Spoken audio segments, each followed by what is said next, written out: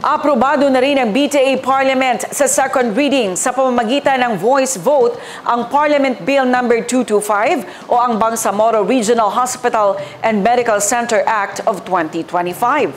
Ang detalye mula kay Jen Garcia.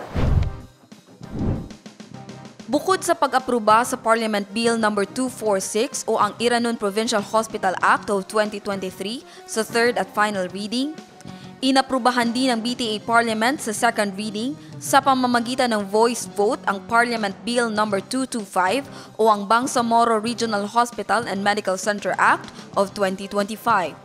Ipinanukala ng isinusulong na batas ang conversion ng Maguindanao Provincial Hospital sa Dato Hofer Ampatuan, Maguindanao del Sur na maging Level 3 Hospital na mayroong 350 bed capacity.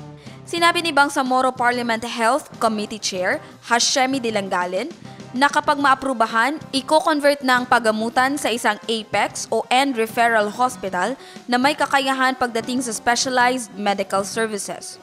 Naka-attach naman sa approved committee ang Certificate of Availability of Funds na sinertipikahan ng Ministry of Finance, Budget and Management. Janeza Garcia, iMinds, Philippines.